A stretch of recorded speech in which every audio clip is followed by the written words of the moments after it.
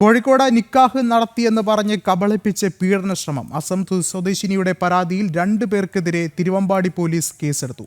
താമരശ്ശേരി സ്വദേശി അബ്ബാസ്, മാനിപുരം സ്വദേശി സഫീർ ബാബു എന്നിവർക്കെതിരെയാണ് പോലീസ് കേസെടുത്തിട്ടുള്ളത്. ഇവരുടെ കോഴിഫാമിൽ ജോലിക്കെത്തിയ കുടുംബത്തിലെ 19-കാരിയെയാണ് പീഡിപ്പിക്കാൻ ശ്രമിച്ചത്.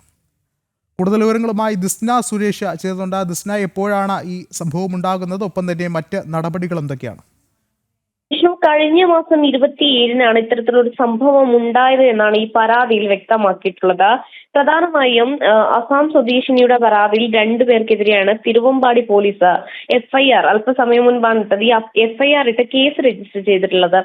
താമരശ്ശേരി സ്വദേശി അബ്ബാസ്, മാനിപുരം സ്വദേശി സഫീർ ബാബു എന്നിവർക്കെതിരെയാണ് ഇപ്പോൾ ഇത്തരത്തിലൊരു കേസ് എടുത്തിട്ടുള്ളത്. പ്രധാനമായും എടുത്തു പറയുകയാണെങ്കിൽ ഇവരുമായി ബന്ധപ്പെട്ട് ഇവർക്കൊരു കോഴി ഫാം ഉണ്ട്.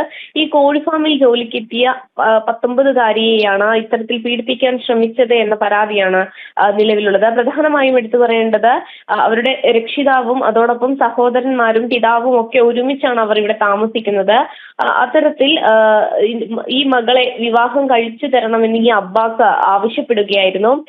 പിന്നീട് ഭീഷണിപ്പെടുത്തുകയും നിക്കാഹ് നടത്തി എന്ന വ്യാജേന യുവതിയെ പീഡിപ്പിക്കുകയുമായിരുന്നു എന്നാണ് പരാതിയിൽ പറയുന്നത്.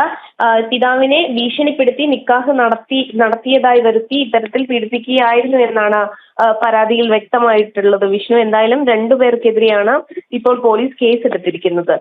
ശരി, ദിസ്നയാണ് വിവരങ്ങൾ നൽകിയത്.